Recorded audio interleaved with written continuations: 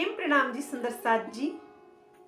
कल कीर्तन ग्रंथ के 55वें प्रकरण का मंथन कर रहे थे, पर कुछ चौपाइयां शेष रह गई थीं। आज उनका मंथन करेंगे। महामती श्री प्राणनाथ जी कहते हैं, प्रहलाद युधिष्ठिर वसुदेव बलि रुक मांगद हरिश्चंद्र सगाल ददीची मोर ध्वज कसनी कर छूटे आपन। महामती जी कहते हैं, प्रहलाद, युधिष्ठिर, वसुदेव, बलि, राजा बलि और रुकमागर, सत्यवादी राजा हरिश्चंद्र, सगाल ददीची और मयूर ध्वज आदि ने परमात्मा की प्राप्ति के लिए बहुत अधिक कष्टमयी साधना की और इस प्रकार से वे माया के फंद से छूट गए। महामती जी समझाते हैं कि उस समय तारतम्य ज्ञान का प्रकाश न होने से वे इस माया से छूटकर वैकुंठ को प्राप्त तो हो गए, लेकिन परब्रह्म को जानने की, परब्रह्म को पाने की उनकी प्यास न मिटी। सभी जीवों की वैकुंठ को पाने के बाद भी उस पूर्ण से मिलने की प्यास समाप्त न हुई। तब उन्होंने इस 28वें कलयुग में जब सच्चिदानंद पूर्ण ब्रह्म बुद्ध निष्कलंक प्रकट हुए, तब इनके जीवों ने भी तनों को धारण किया और अखंड मुक्ति का अधिकारी बना लिया। देवापी और मरु भी इसी प्रकार के तपस्वी जीव थे, जिसमें परब्रह्म की अलादिनी शक्ति श्यामा जी और इंद्रावती जी ने लीला की। महामती जी आगे कहते हैं, सत्यवादी नाम के तेले कई हुए बतन तारन सत्य ना छोड़या कई दुख सहे सोया देन के कारण। महामती जी कहते हैं, सत्य की राह पर चलकर वैकुंठ निराकार की प्राप्ति करने वाले तथा दूसरों को भी उस स्तर तक पहुंचाने वाले बहुत से महापुरुष हुए। उनमें से मैं कितनों के नाम बताऊं। बहुत कष्ट उठाकर उन्होंने इस वैकुंठ और निराकार की राह को पाया, लेकिन वे इसको पाने के बाद भी परब्रह्म तक नहीं पहुंच पाए, क्योंकि यह इल्मे लदुन्नी, यह तारतम्य ज्ञान का प्रकाश उस समय नहीं था। हरि जी आगे कहते हैं, सत्यवादी नाम के तेलहू कई हुए तरन तारन सत्य ना छोड़या कई दुख सहे यो या दिन के कारण।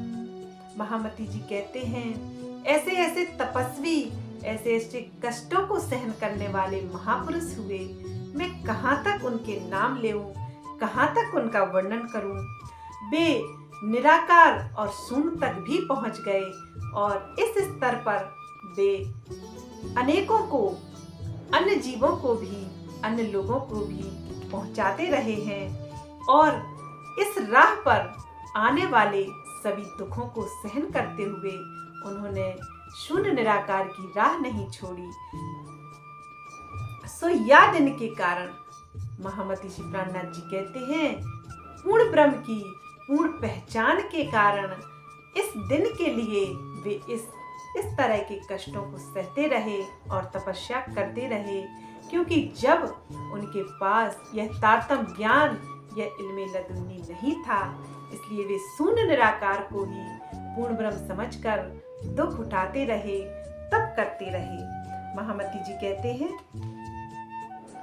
कि आज तो महामती श्री प्राणनाथ जी इस संसार में अपने ज्ञान से इस प्रकार के कष्टों से बचाते हैं और वे कहते हैं कि मुझे तो प्रेम ही प्यारा है, प्रेम लक्षणा भक्ति से मुझे पाया जा सकता है। किसी भी शारीरिक कष्ट के लिए उन्होंने अपनी अंगनाओं को मना किया है कि वे केवल और केवल प्रेम के द्वारा मुझे पा सकती हैं। पति श्री प्राणनाथ जी कहते हैं, दुख ना देव फूल पाखुड़ी, देखूं शीतल नैन। मैं अपनी ब्रह्मांगना को किसी भी प्रकार के कष्ट में नहीं देख सकता, क्योंकि वह मेरी सृष्टि है, वह मेरी ही अंगना है। उसे दुख होता है, कोई भी शारीरिक दुख होता है, माया का दुख होता है, तो मुझे भी दुख होता है। महामती जी आगे कहते हैं, जो गारम कर देख रखी, नवनाथ जाए बसे वन। सिद्ध 84 और कई जोगी, सो भी कारण याद। महामती जी कहते हैं, इस दिन के कारण, इस तारतम ज्ञान के कारण, उस पूर्ण की पहचान के कारण नाथ पंथ के 9 योगी, 84 सिद्ध तथा कई अन्य योगी वनों में रहकर हठ योग और राजयोग की साधनाएं इस भाव से करने लगे कि श्री विजयाभिनंद बुद्ध निष्कलंक स्वरूप में प्रकटन के समय उनका शरीर सुरक्षित रह सके। महामती जी यही समझाते हैं कि आज वह समय है उन योगियों की, उन प्रेमियों की वह तपस्या काम आई और उनके जीवों ने इस 28वें कलयुग में फिर से तन को धारण किया और वे तारतम ज्ञान से अपने जीव को निर्मल करके उस अंगना भाव में लेंगे और उन्हीं प्रियतम प्राणनाथ के सुखों को भी अनुभव करेंगे। महामती जी कहते हैं, असुर केते कहूँ पीर कई, केते कहूँ पैगंबर। आए मिले इत सब कोई, जेता कोई भेख धर। जेता कोई भेख धर। महामती समझाते हैं, मुसलमानों के विषय में मैं क्या कहूँ। उनमें जो भी बड़े बड़े पीर पैगंबर तथा विरक्त वेश धारण करने वाले फकीर हुए, वे सभी श्री प्राणनाथ जी की सानद्धता प्राप्त किए हैं। सुंदर साथ जी महामती जी यही कहते हैं कि जिन्होंने मुस्लिम तनों में आकर उससे प्रेम किया और ईश्वरी सृष्टि अर्थात पैगंबर भी महामती श्री प्राणनाथ जी की इस 28वें कलयुग में सानिध्यता प्राप्त करके अपने निज स्वरूप की पहचान कर सकेंगे। और जिसे वेद नेति नेति कहते हैं और कतई पक्ष के लोग उसे बिना सूरत का निराकार कह देते हैं, उस ब्रह्म को, उस अल्लाह ताला को, उस खुदा को 14 तवक के प्राणी जान सकेंगे और सभी एक दीन होकर श्री प्राणनाथ प्यारे की जय का जय घोष करेंगे।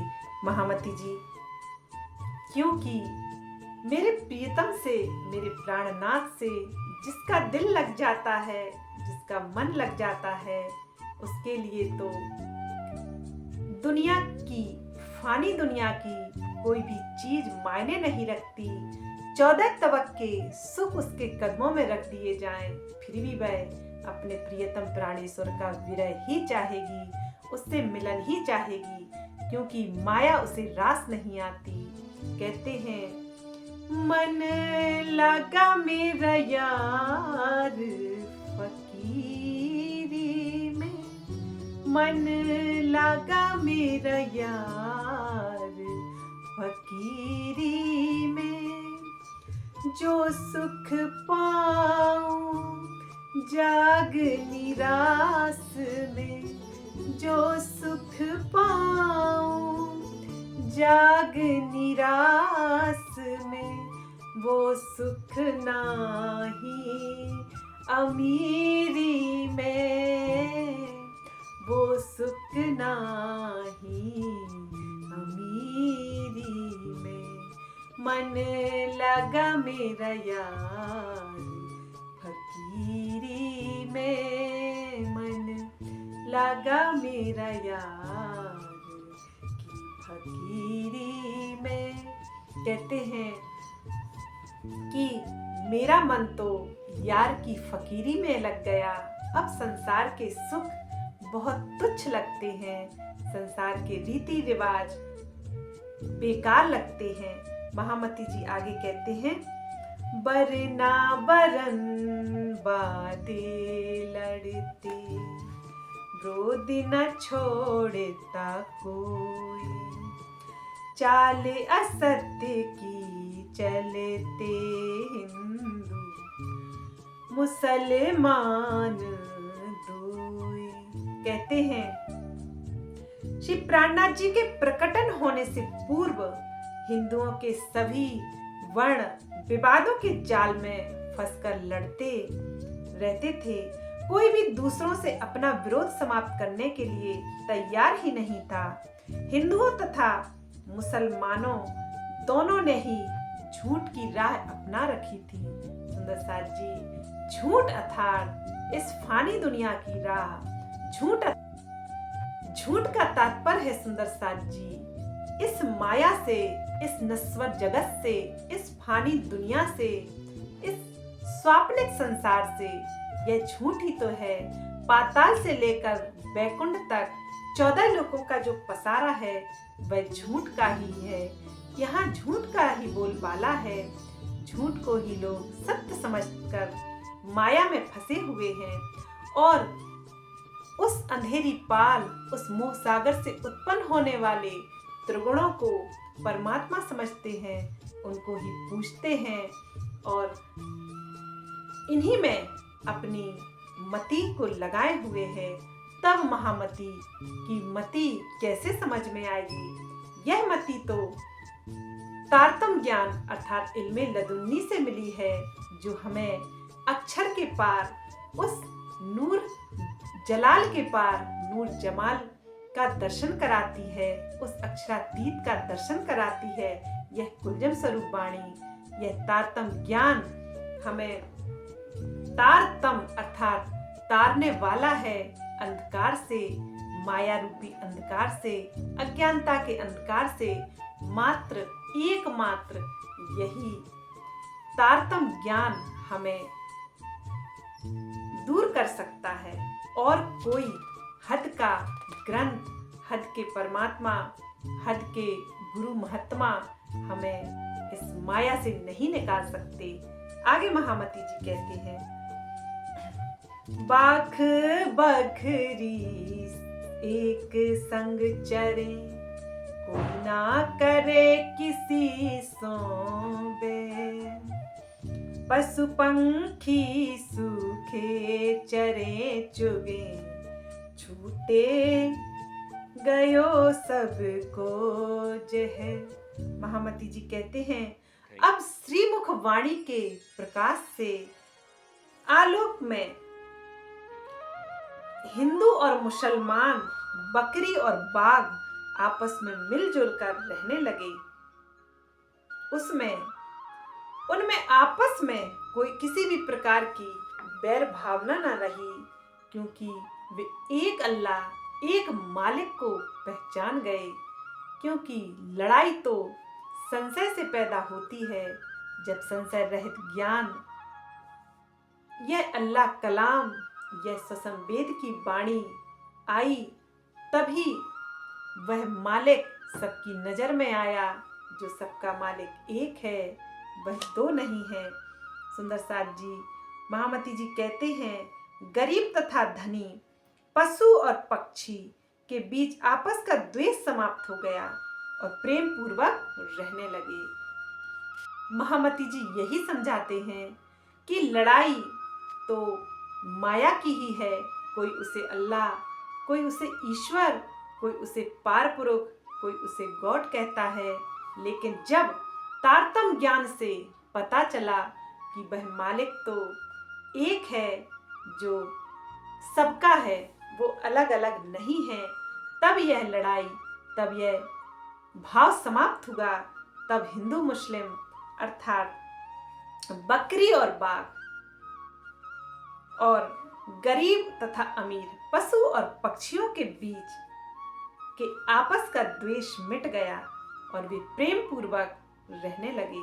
महामती जी आगे कहते हैं, सन्मुखे सब एक रस भये, भाग्यो सो विश्व का ब्रोध, घर घर आनंद उत्सव, कुली पहरो काढ़्यो सबको क्रोध। महामती जी कहते हैं कि अक्षरातीत परब्रह्म की पहचान हो जाने पर सभी एक दूसरे के आत्मिक भावों में सराबोर होने लगे, जिससे सबका विरोध समाप्त हो गया। कलयुग के प्रभाव से सबके मन में एक दूसरे के प्रति जो क्रोध की भावना थी वह समाप्त हो गई, जिससे घर घर आनंदमयी उत्सव का आयोजन होने लगा। सुंदर साथ जी, महामती जी आज इस समय की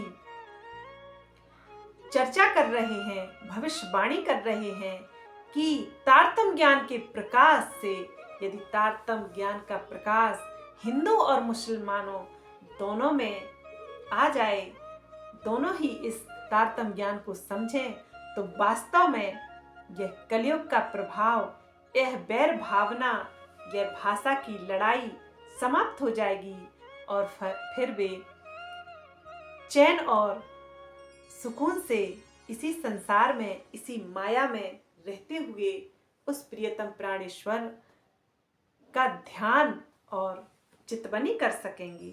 महामती जी आगे कहते हैं, धनियाए मेरे लाड़ पालने, वतन पार के पार, कारज कारण महाकारण से, न्यारी हो इन प्यू की नार, न्यारी हो इन प्यू की नार।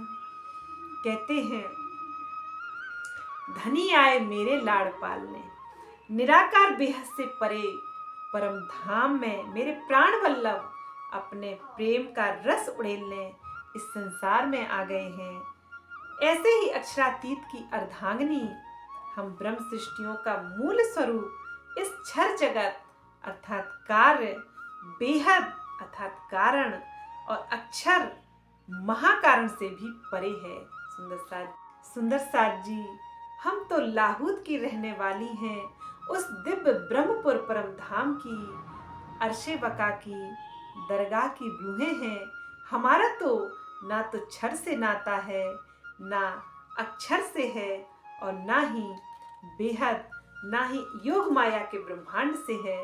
हमारी परात्म तो हमारे प्रियतम धाम धनी के चरणों में उस आहूत अर्थात मूल मिलावे में बैठी है। हमारा संबंध तो केवल उनसे ही है। महामती जी आगे कहते हैं, ये बात पहुंची जाए बैकुंड, बुध जिए उड़ायो मान, सुख शिव सन ब्रह्मा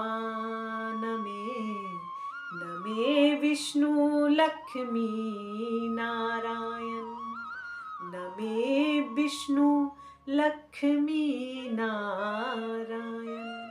महामती जी कहते हैं, बैकुंठ में जब इस बात की सूचना पहुंच गई तो सच्चिदानंद परब्रह्म मृत्यु लोक में प्रकट हो चुके हैं तथा जागृत बुद्धि ने सबके संशयात्मक ज्ञान को समाप्त कर दिया। तो भाव विभोर होकर सुखदेव जी, भगवान शिव, सनकादिक विष्णु भगवान और महालक्ष्मी, सभी आदि नारायण भी श्री प्राणनाथ जी के प्रति नतमस्तक हो गए। वे सभी उनके चरणों में शीश नवाते हैं। सुंदर साथ जी, महामती इंद्रावती जी उस समय की भविष्यवाणी कर रही हैं, उस समय की बात बता रही हैं जब समस्त ब्रह्मांड में तारतम्य ज्ञान के प्रकाश का उजाला हो जाएगा और ब्रह्मांडों सहित 14 लोकों के प्राणियों में यह बात फैल जाएगी कि महामती की सच्चिदानंद परब्रह्म श्री बुद्ध निष्कलंक अवतार इस संसार में हुआ है, तो वे सभी देवता सहित, त्रिगुणों सहित और महाविष्णु सहित सभी उनके चरणों में नतमस्तक होंगे और सभी उनको दंडवत प्रणाम भी करेंगे और सभी श्री प्राणनाथ प्यारे की जय का नारा लगाएंगे। और इसको ही एक दिन कहा है, इसको ही समस्त दुनिया का एक दिन होना भी कहा है।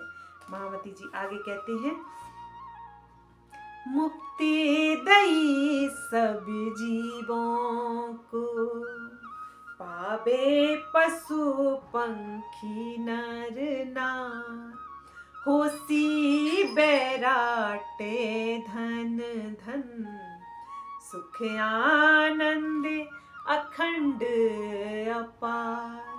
कहते हैं विजयाभिनंद बुद्ध निष्कलंक स्वरूप श्री प्राणनाथ जी ने इस ब्रह्मांड के सभी जीवों को अखंड मुक्ति प्रदान की।